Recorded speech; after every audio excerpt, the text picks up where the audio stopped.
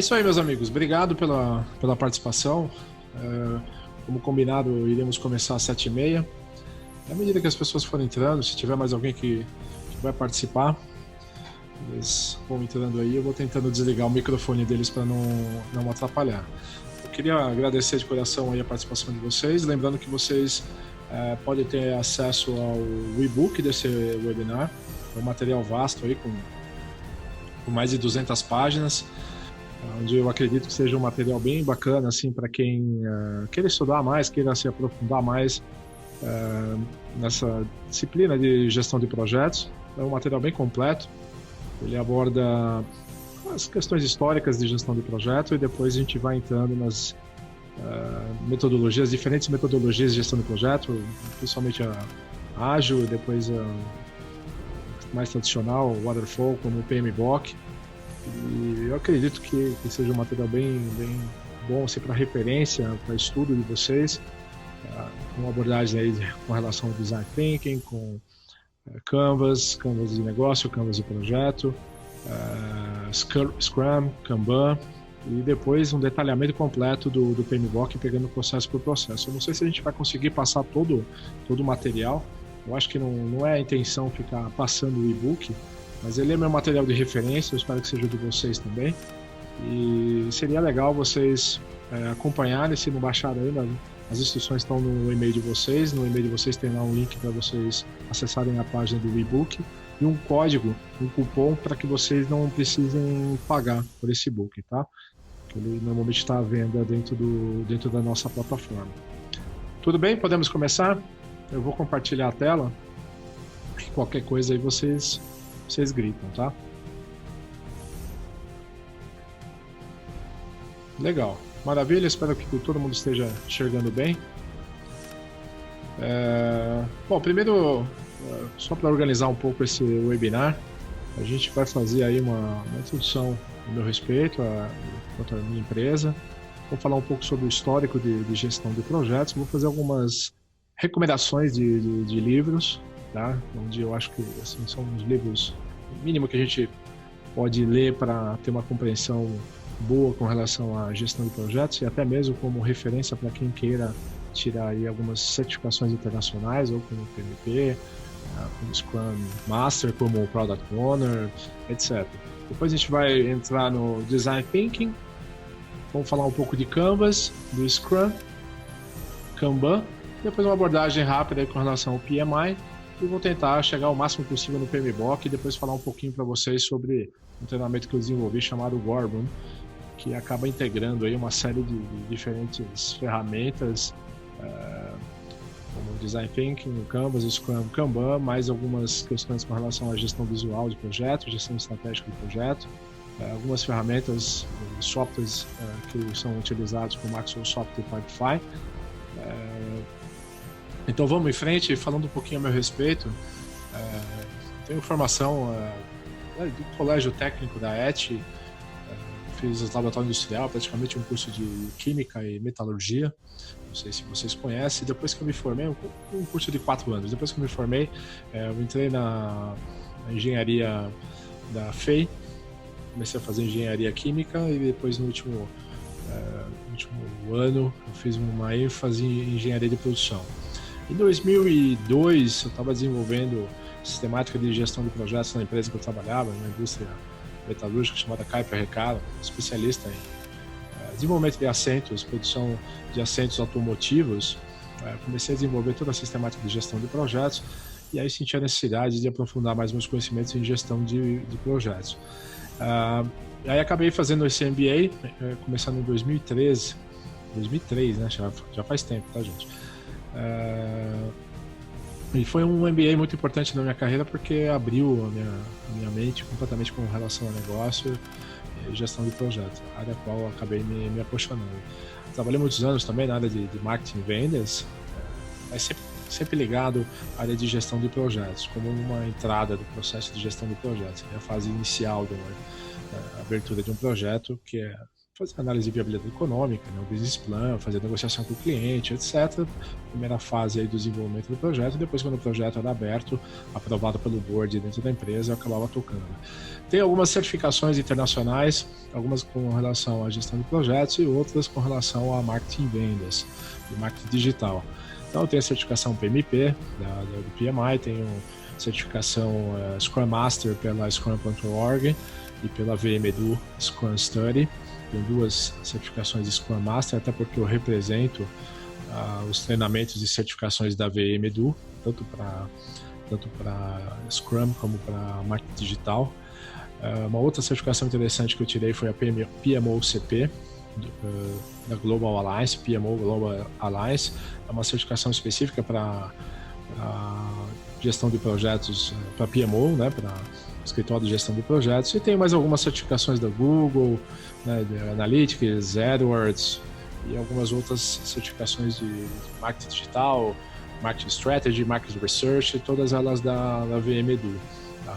Atualmente eu sou o diretor executivo da Figueiredo, uma empresa de consultoria, soluções e treinamentos, fica aqui em Santo André, no campo do Nasci, e atualmente eu também sou professor de MBA e pós-graduação do Centro Universitário FEI, da Universidade IMB Morumbi. Então, basicamente, assim, as informações do lado direito, a gente tem aí meus contatos, todas as minhas redes sociais. Eu agradeço quem puder seguir a gente, curtir, estar sempre perto da gente aí para acompanhar nosso trabalho. Maravilha? Então, só fazendo uma rápida retrospectiva, eu iniciei minha carreira profissional na área de termoplásticos, plásticos e borrachas, trabalhando em laboratórios físicos e de desenvolvimento de resinas termoplásticas. Foi logo no comecinho da minha carreira, trabalho técnico, e depois eu iniciei minhas atividades na indústria, diretamente na indústria automobilística, uma empresa alemã, essa empresa uma chamada Kuiper Recaro. A gente fazia desenvolvimento de assentos automotivos. Comecei nessa empresa desenvolvendo a sistemática de gestão da qualidade, como ISO 9000, QS 9000, VDA, ISO TS 16949, uma norma mais específica para a indústria automobilística. E nessa empresa eu passei por diversos departamentos, como o departamento de ISO 9000, depois para engenharia de produto, engenharia industrial. Finalmente eu fui para a área de marketing e vendas, mas sempre atuando aí na área de gestão de projetos, né? Assim, logo que eu terminei meu MBA, eu acabei assumindo praticamente o PMO da empresa e comecei a gerenciar projetos nacionais e internacionais, sejam eles para fornecimento para a indústria automobilística, para praticamente todas as montadoras do Brasil e algumas para o exterior também. Após essa fase de mais de 10 anos na indústria, eu acabei migrando para o setor financeiro, né? Fui trabalhar numa seguradora americana chamada Virginia Assurant, hoje faz parte da seguradora Assurant, que foi adquirida 1 ou 2 anos atrás, não me recordo mais, onde eu também gerenciei uma série de projetos no Brasil inteiro, fazendo interface com grandes grupos de funcionários no Brasil. A gente desenvolvia a implantação de sistemas, de plataformas comerciais para comercialização de seguros, serviços e benefícios, onde era feito um projeto de consultoria, treinamentos e implantação e integração de sistema. Em 2011, em setembro de 2011, decidi abrir uma startup chamada Blue Macau, com alguns sócios, e a gente naquele momento identificou um gap no mercado. A gente acreditava que podia preencher uma lacuna que existia entre as montadoras, concessionárias e as seguradoras. Então a gente começou a desenvolver plataformas comerciais específicas para esse mercado, e amarrando o processo comercial das concessionárias, fazendo interface com o banco, no que se refere à passagem de ficha de aprovação do cliente para aprovar financiamento, e com as seguradoras para emissão de apólice.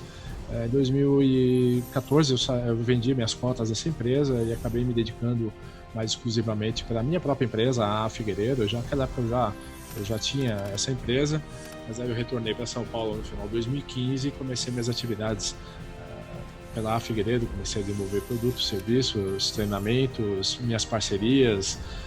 Então hoje a gente está mais focado nessa área de consultoria, na representação de sistemas, como suporte às minhas atividades de consultoria, treinamentos e aulas para universidades, cursos de pós-graduação e MBA principalmente na área de gestão de projetos, marketing e vendas e digital marketing. Então essas mais ou menos são um resumo aqui das nossas atividades: consultoria empresarial, gestão de projetos, gestão de marketing e vendas, gestão da qualidade, gestão de processos, gestão de negócios, treinamentos presenciais e treinamentos online. Maravilha? Alguma pergunta? Alguém quer falar alguma coisa? Senão a gente pode seguir. Então vamos em frente.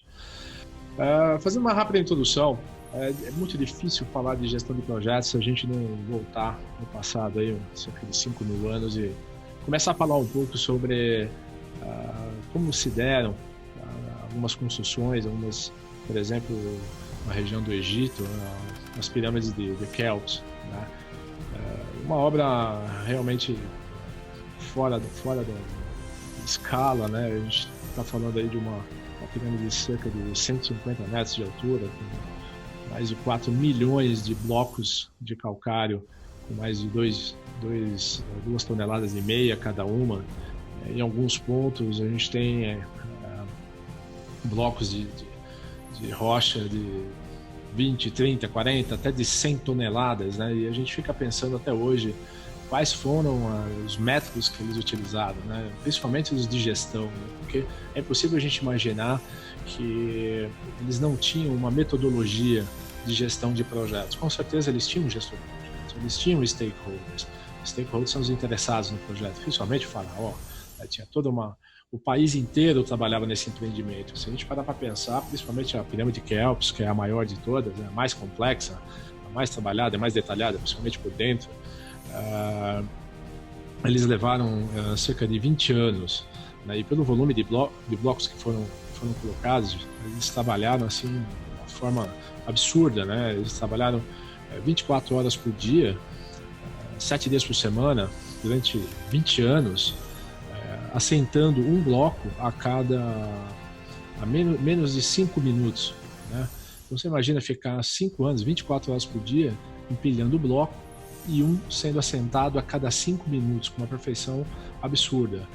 Fora outros aspectos com relação ao alinhamento, a centralização da pirâmide no centro de massa do planeta, amarrando aí os pontos cardeais, assim, é absurdo a quantidade de itens que faziam parte do escopo do projeto desses caras. Então, o gerente do projeto realmente era um cara diferenciado, muito inteligente, conhecia tudo de engenharia, conhecia tudo de astronomia, conhecia tudo sobre materiais. Então era um pessoal diferenciado. E imaginar que não existia roda, né? Não existia camelo, tá, gente? Camelo não tinha no Egito naquela época. A gente acha que tinha, né? Mas não, hoje tem, mas não naquela época. Não existia roldana, né? Então a gente fica só imaginando como eles conseguiam fazer isso. Mas deixando de lado um pouco os aspectos religiosos que eu não conheço, até mesmo das dinastias também, que eu não presto muita atenção, meu negócio é saber como foi gerenciada. Lógico, o aspecto de engenharia, mas basicamente como foi gerenciada. Será que tinha um escopo do projeto? Com certeza tinha, né? Tinha uma série de requisitos para fazer essa obra. Será que tinha um planejamento de prazo? Com certeza. O faraó tinha que estar vivo, né, quando terminasse a obra. Gestão de recursos, gestão de pessoas, né? Análise de risco, comunicação, todos os aspectos, todas as disciplinas de gestão de projeto faziam parte desse projeto. Então hoje a gente não sabe qual era a metodologia que eles utilizavam, mas com certeza eles faziam uso de algum tipo de metodologia. Quem sabe algum dia a gente consiga descobrir o que eles realmente faziam. Outro projeto faraônico, né, se a gente pode falar, assim, é o projeto Apollo, né? Um mega projeto, um desafio brutal, que o próprio presidente dos Estados Unidos impôs aos seus engenheiros da NASA para que em menos de 10 anos conseguisse colocar o homem na Lua. Felizmente ele morreu antes, né? Foi assassinado, ele acabou não vendo esse feito, mas eles conseguiram fazer isso. Óbvio que gastaram uma fortuna, né? Mais de 100 bilhões de dólares, quase 400 bilhões de reais foram gastos. Cerca de 400 mil técnicos engenheiros trabalharam nesse projeto. Eu fico imaginando esse volume de pessoas que acabaram atuando nesse projeto, porque não sei nem se no Brasil tem 400 mil engenheiros formados. Então imagina um esforço brutal, milhares de fornecedores fizeram parte. E aqui nesse momento nesse momento da história, a gente pode considerar que nasceu, de fato, a gestão de projetos, porque ali eles começaram a usar uma série de métodos e tecnologias para que os procedimentos com relação à gestão de projetos eles fossem padronizados e para que todos pudessem atuar em conjunto para que eles pudessem alcançar o sucesso nesse projeto. Então, assim, era uma coisa maluca, né? Colocar 3 caras na ponta de um charuto desse daí, cheio de combustível, né? Com um computador interno que mais parecia uma calculadora de 4 operações, acender embaixo, mirar para a Lua e disparar, né? Chegar lá na Lua e imaginar que o pessoal iria estar ali pensando se iriam conseguir chegar primeiro na Lua e quem sabe até se eles iriam sobreviver. Chegando na Lua, eles iam separar os módulos, 2 caras iam ficar dentro do módulo que iria pousar na Lua, um outro ia ficar sobrevoando a Lua, eles iam descer, pousar, ia dar tudo certo, se Deus quiser. Iam lá tirar algumas fotos, tirar algumas pedras, para recolher algumas pedras, algumas amostras, depois iriam entrar novamente na cápsula, disparar de novo para tentar interceptar outro módulo que estava voando em volta da Lua, se encaixar novamente, acender os foguetes e voltar para a Terra. Chegar na Terra, entrar no nosso planeta, abrir o paraquedas, cair no mar e sair todo mundo vivo. Então, assim, um grande desafio tecnológico, muita coragem, mas que bom que deu certo e que bom que saiu daí todo o conhecimento com relação à gestão de projetos que a gente conhece hoje. Fazendo um histórico de tudo isso, né, gente? Felizmente, a gente tem uma grande probabilidade de falha nos projetos, né? E a história está aí para dizer, né? Principalmente no projeto Apollo, né? Quantas vezes falharam, quantas vezes explodiram os módulos. Até no Apollo 1 morreram todos eles dentro de uma cápsula no momento de um teste, sem sair voando, né? Pegou fogo, deu curto-circuito e pegou fogo, e morreram. Então, assim, no mundo, eu diria para vocês que algo entre 70% a 80% dos projetos falham. E quando eles falham, eu estou querendo dizer que eles falham ou no prazo, ou no custo, ou na qualidade, né, no escopo daquilo que deve ser entregue, ou uma combinação de tudo isso. Ou seja, até para verificar assim, qual é o modo de falha, os gerentes de projeto, as equipes de gestão de projeto, eles têm dificuldade, tá? Porque realmente se faz necessário uma metodologia que nem toda empresa, nem toda equipe de gestão de projeto possui. Então as chances, quando a gente entra para assumir um projeto, elas são bem poucas de sucesso. E nesse quadro aqui a gente pode verificar que existem aí alguns principais modos de falha que acabam atingindo os projetos. Então, por exemplo, estimativas falhas, né? Estimativas de prazo, estimativa de custos, são assim as principais causas de modo de falha de projeto. Outra questão que muita gente negligencia, que é a gestão dos stakeholders, né? Acaba não acontecendo dentro do projeto, a gente não sabe exatamente quem são as pessoas interessadas no projeto, a gente não leva em consideração que o interesse das pessoas mudam, né? Às vezes no início do projeto é um stakeholder positivo e depois ao longo do desenvolvimento do projeto ele passa a ser um stakeholder negativo. Então é algo que, se não tivermos uma metodologia, um controle, algumas ações em cima dos stakeholders, isso vai impactar diretamente no projeto. Outro aspecto muito interessante é a gestão de risco, né? Isso faz um pouco parte da cultura do brasileiro, que é não fazer gerenciamento. Aliás, faz parte da cultura do brasileiro não fazer planejamento, é normal. O brasileiro não gosta de fazer planejamento. Tive a oportunidade de trabalhar com japoneses e alemães durante muitos anos e a gente percebe que existe uma grande diferença. Quando a gente pega um projeto, por exemplo, de 12 meses, você pode ter certeza que eles vão passar entre 2 a 3 meses do projeto planejando, para daí os meses que você tem para desenvolvimento, assim, não ter discussão, né? Eles vão executar sem discussão e vão fazer exatamente aquilo que está dentro do planejamento. O brasileiro não, o brasileiro ele demora para começa atrasado, não faz planejamento nenhum e sai executando. E aí todos esses modos de falha acabam acontecendo e normalmente acontecem ao mesmo tempo, levando caos aí no que se refere o ataque, né, para tentar dirimir os impactos dos atrasos, dos estouros de orçamento, o não atendimento ao escopo do projeto, os features dos softwares e uma série de problemas técnicos acaba acontecendo e no final, somente para quem trabalha na indústria, quem vem da indústria automobilística, a gente sabe muito bem que a quantidade de recalls que a gente tem no mercado. Eu tive o desprazer ou a oportunidade de trabalhar com 2 recalls no mercado, 2 grandes recalls no mercado, como gerente de projeto. Né? Não fui responsável pelos recalls, mas fui responsável para resolver o problema do recall, sendo o gestor do desenvolvimento dos meios produtivos, da solução técnica para resolver o problema do recall e de colocar depois o produto no mercado, recolher o carro das pessoas e colocar o produto consertado no mercado, em todos os concessionários do Brasil e às vezes até fora do Brasil. Então a gente fazendo aqui uma análise histórica com relação ao que aconteceu com gestão de projetos, a década de 70 foi ali que, praticamente depois do homem chegar à Lua, né? Ele chegou em 1969, aliás, mês passado, a gente fez aniversário, né? Aniversário de pouso na Lua. Foi justamente nesse momento que o PMI foi fundado, porque uma série de informações técnicas, todo esse conjunto de conhecimento, esse conjunto de práticas, de metodologias, de ferramentas, ele foi unificado dentro do PMI, depois com o lançamento do PMBOK. Então o PMI foi fundado ali praticamente em 1969 e depois, em meados da década de 80, o PMBOK foi lançado. Claro que nessa época o PMBOK parecia uma apostila, né? Era bem pequenininho. Hoje o PMBOK tem cerca de 720 ou 740 páginas. É um volume brutal de informações. É até difícil de ler. E a certificação PMP também acabou surgindo aí na década de 80. Né?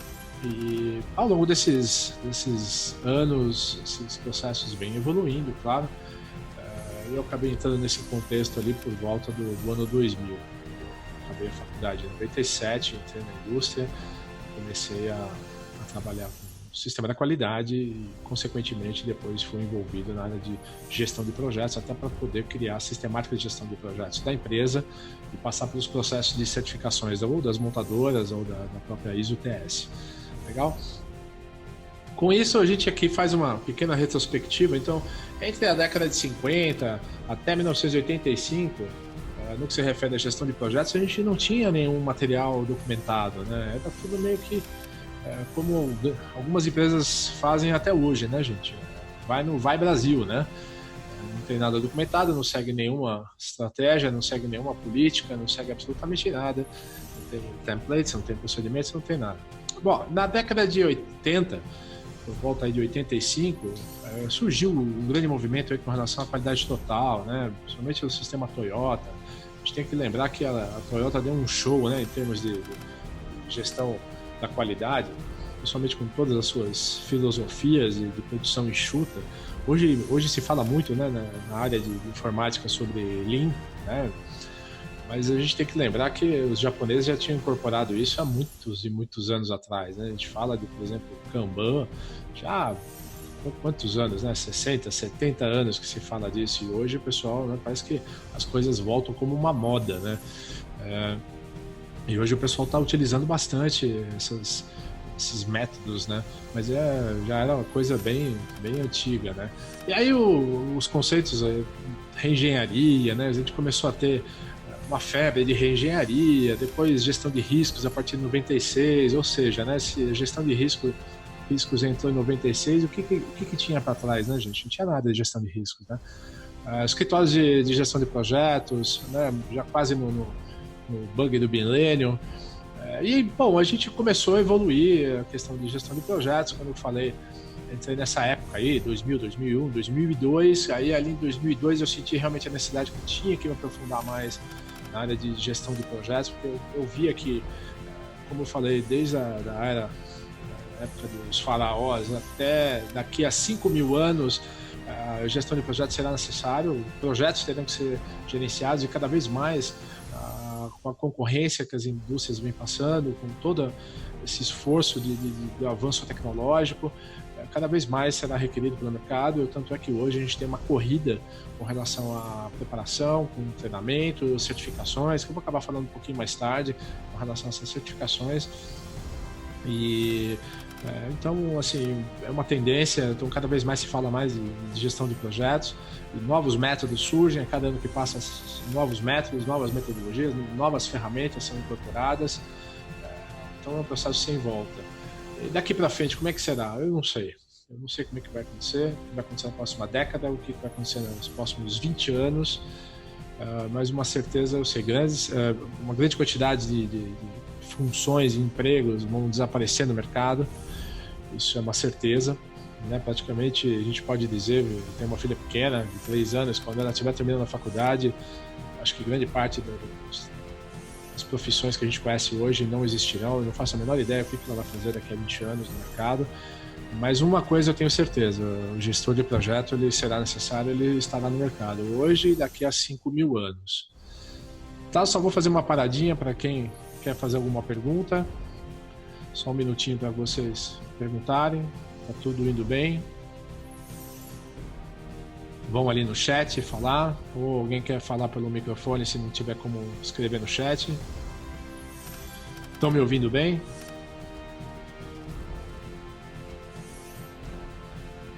Legal, Ellen, obrigado. Alguma pergunta, amigos, até aqui? Alguma curiosidade? Podemos seguir?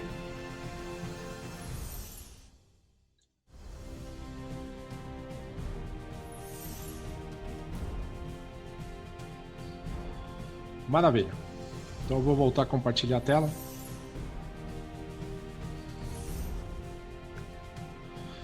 Legal. Aqui eu vou fazer algumas sugestões de alguns livros para vocês, que eu acho assim, eu poderia estar listando aqui dezenas e dezenas de livros, mas acho que esses daqui resumem bem o que é esse material que a gente está fazendo, o que é esse webinar. Eu acho que é tudo aquilo que é necessário para que vocês tenham um bom conhecimento, uma boa base com relação à gestão de projeto. O primeiro deles é o Scrum, a arte de fazer do dobro da metade do tempo, do Sutherland. O Sutherland foi praticamente o inventor aí do Scrum. É claro que os americanos são bons, né? Eles pegam alguma coisa que os japoneses desenvolveram, ou os alemães desenvolveram, colocam um nome bacana, né? Colocaram o nome de Scrum. Conta aí até do rugby, né?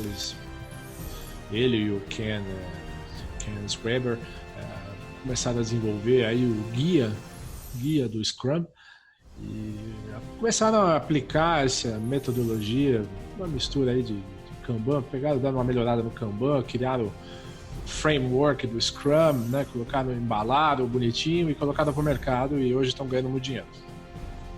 Então, mas eu acho que esse livro é muito interessante porque o Sutherland ele acaba contando toda essa história e como ele acabou aprendendo sobre esse framework, né? Como ele acabou desenvolvendo esse framework, principalmente aprendendo aí com a escola japonesa, né? Da indústria japonesa, de como eles trabalham, e acabou levando para as empresas de tecnologia nos Estados Unidos. Por quê? Ele percebeu o seguinte, que os projetos que são de desenvolvimento de softwares, é muito difícil você tocar um projeto usando metodologia tradicional de gestão de projeto. A gente está falando aí de fazer cronograma, né? Cronograma MS Project, fazer o uso do Waterflow, né? Essa forma mais tradicional de gestão de projeto. Por quê? Porque você não sabe ainda o que você vai desenvolver. Você não tem todas as informações no começo do projeto. É um processo interativo, né? Um processo empírico. Você começa a descobrir aquilo que vai desenvolver. Então, não tem como ficar colocando um gráfico de Gantt em todas as atividades, todas as barrinhas. Então, ele achou que esse método que a gente tinha tradicional de gestão de projetos, ele não era eficaz para a gestão de desenvolvimento, principalmente desenvolvimento de softwares. Então, esse livro eu acho bacana porque ele conta toda essa história. Claro que tem o guia Scrum, que ele escreveu junto com o Ken Schreiber. Vale a pena vocês verem. Você entra no site da scrum.org e baixa esse material de graça. O próprio PMBOK é um guia de conhecimento, de ferramentas, de técnicas. Não é propriamente dito assim um framework, eu não posso dizer que é um framework, mas toda a informação necessária para a gestão de projetos está contida nesse livro e já nessa edição já mais integrada com a gestão ágil de projetos. Então, o PMI é uma referência, por mais que a gente venha trabalhar com desenvolvimento de softwares e de tecnologias, aplicativos, não importa. Eu acredito que um gestor de projetos, seja ele um Scrum Master, um Product Owner, ele só é completo se ele também conhece as metodologias tradicionais de gestão de projetos. Então fica aí minha dica para o PMBOK. Os livros do Ricardo Vargas, que são muito, muito bons, tá? Até graficamente falando, são livros bem bacanas. O SBOK, que é o guia de conhecimento em Scrum, da Scrum Study, que é essa empresa que eu represento. Esse material é fantástico, porque ele acabou organizando o Scrum por processos. Então, eu diria para vocês de uma forma bem resumida que o SBOK, Scrum Body of Knowledge, é quase que um PMBOK do Scrum. Então, é um material bem bacana, principalmente para quem já conhece o PMBOK, vai se sentir assim, bem familiarizado com o SBOK e vai aprender bastante coisa com relação à gestão de projetos também com esse guia. Esse guia também você pode baixar na nossa bookstore, de graça, tá? Esse você pode baixar de graça. Então fica a minha dica. E aí outros livros aí, o Kanban, né, do David Anderson, o Sprint do Jake Snap, fantástico, Design Think do Tim Brown, o Project Model Canvas do meu ex-professor de MBA, o Finóquio, tá? E fora outros livros aí do Kersner e do Stefan Beck. Então fica aí minhas dicas aí de alguns livros, apenas alguns aí só para relatar para vocês aí o que fica aí mais ou menos na minha cabeceira, né? Legal, então vamos entrar um pouco aí sobre gestão tradicional de projetos, gestão ágil de projetos, tentar colocar para vocês aí diferentes ferramentas para que a gente possa melhorar aí as perspectivas, as possibilidades de sucesso dentro do nosso projeto.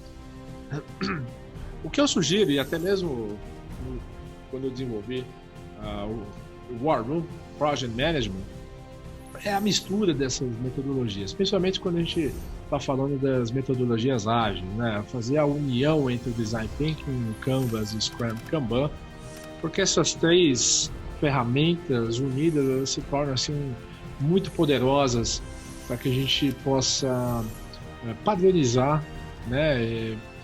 Como eu posso dizer, a sistemática de gestão de projetos da empresa. Por mais que o Scrum não seja uma metodologia, o Scrum é um framework, é uma estrutura onde você possa fazer a combinação de outros métodos. E é justamente essa a minha recomendação, é fazer uma mistura do Design Thinking, quem sabe até o Design Sprint, vou acabar falando um pouquinho mais para frente, porque o Design Sprint ele acaba criando um roadmap para você fazer o Design Thinking. O livro do Tim Brown assim, é mais filosófico, assim, né? Mas o Design Sprint ele te dá um método, ele te fala o que fazer a cada dia, cada hora, cada reunião, né? Quais são as entradas, quais são as saídas, quem são os responsáveis por cada atividade, como a equipe vai se portar no desenvolvimento do Design Sprint. Então faz sentido a gente ter um método desenhado. Agora, uma coisa que eu recomendo para todos os alunos ou quem estiver participando dos treinamentos, workshop, webinar, é que assim, se um determinado método não está assim, muito adequado com a realidade da sua empresa, faça adaptação, né? Da mesma forma que eu estou sugerindo fazer a junção, a combinação entre esses quatro ferramentas, vamos dizer assim. Se, por exemplo, você quer implantar Design Thinking mais ou menos parecido com o Design Sprint, então faça uma adaptação. E se você acha que não há necessidade de cumprir aquelas etapas, aquele cronograma que eles têm, desenvolva o seu, desenvolva o da sua empresa. O importante é que você tenha uma sistemática desenvolvida, redigida, acordada, com todas as pessoas participantes, tanto as internas, os membros da sua equipe, bem como os demais stakeholders, como clientes, fornecedores, quem estiver participando efetivamente do desenvolvimento do projeto. Então, o que eu fiz? Eu peguei e juntei essas 4 ferramentas, vamos dizer assim, porque a gente não pode chamar o Scrum de metodologia, né? Vamos falar de ferramentas, e acabei criando um framework para o desenvolvimento do meu treinamento. E é dessa forma que eu acredito que um projeto, principalmente quando a gente está mais voltado para metodologias ágeis, ele deva se portar. A gente começa com Design Thinking, um processo de ideação, seja do produto, do serviço, daquilo que, ou do negócio, um novo negócio que você esteja desenvolvendo, um problema, um eventual problema que você precisa resolver, um problema técnico, um problema de processo, um problema apontado pelo cliente, um stakeholder interno, e você começa a fazer o processo de ideação. E nesse momento aqui, eu já acredito que o Product Owner já deva ser o facilitador do processo do Design Thinking. E depois que a gente estiver fazendo o processo de experimentação, de prototipação e teste, toda essa informação seja registrada no Canvas. Ou seja, a partir do momento que eu já sei o que eu quero desenvolver, já sei como deve ser o produto, eu travo essas informações dentro de um Canvas do Business Plan, onde eu possa analisar a viabilidade econômica do projeto, e eu vou entrar em mais detalhes mais para frente com relação ao Business Plan, e também o Canvas de projeto, e quem sabe até o Canvas do Scrum, que eu acabei desenvolvendo. Eu estava numa palestra nessa semana, na segunda-feira, numa empresa de inovação e tecnologia, e eu coloquei para o pessoal lá esse Canvas do Scrum, que eu vou mostrar para vocês daqui a pouco. Eles têm separado uma série de squads, uma série de grupos de desenvolvimento, separado por temas, né, ou por produtos. Então, na dúvida, se você quer fazer gestão visual, você pode colocar na parede um Canvas do Scrum, que ali já dá para entender bem exatamente qual é o status do projeto. E depois a gente entra no processo iterativo do Scrum, né? O próprio Canvas do projeto acaba sendo um backlog, depois a gente faz o planejamento da sprint, do backlog, cria o backlog da sprint e começa a fazer o desenvolvimento até chegar na sprint preview, onde os stakeholders vão validar um incremento, e depois uma reunião de retrospectiva e voltamos para o processo iterativo até acabar. Como é que a gente faz o controle da execução das atividades? Através das práticas do Kanban. Pode ser por meio do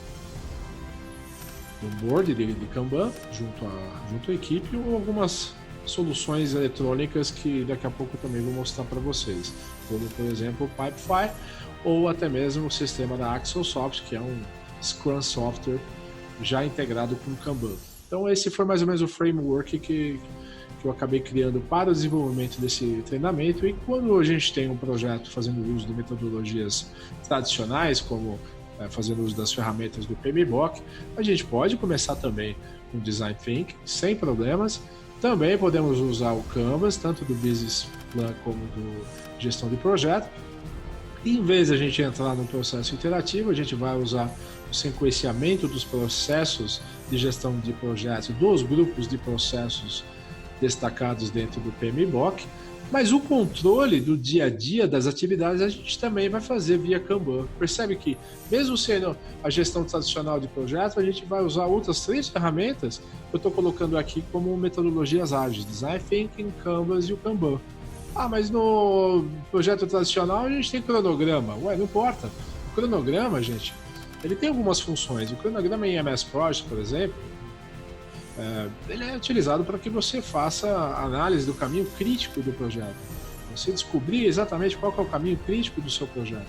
Você também pode fazer pelo MS Project uma análise de valor agregado. Você pode incorporar a gestão de recursos dentro do MS Project e você faz análise de gestão de valor agregado. Agora, o cronograma ele não é uma ferramenta muito boa de comunicação. Meus projetos, quando eu estava na época da indústria automobilística, tinha lá, gente, mais de 10 mil atividades, 15 mil atividades, dezenas ou até centenas de pessoas estavam envolvidas nos meus projetos, envolvendo aí toda a equipe interna, toda a equipe de fornecedores e mais a de clientes. Então, assim, o cronograma de projeto não era uma ferramenta muito boa de comunicação, ele é uma ferramenta muito boa de gestão para a equipe de gestão de projetos. Mas o Kanban, ele é mais fácil, ele é mais simples das pessoas entenderem aquilo que precisa ser feito, aquilo que está sendo feito, aquilo que está em desenvolvimento, aquilo que está em validação, aquilo que está feito e concluído. É muito mais fácil. E até mesmo para que você possa fazer a atualização do seu cronograma no MS Project, o Kanban, sendo executado, principalmente numa plataforma integrada como o Pipefy, você tem ali em tempo real, online, o andamento das atividades. Então, com essas informações, você pode alimentar o seu cronograma no MS Project e ter aí os 2 documentos atualizados e que você possa avaliar o andamento do seu projeto. Maravilha? Então fica aí a minha dica. Entrando aí rapidamente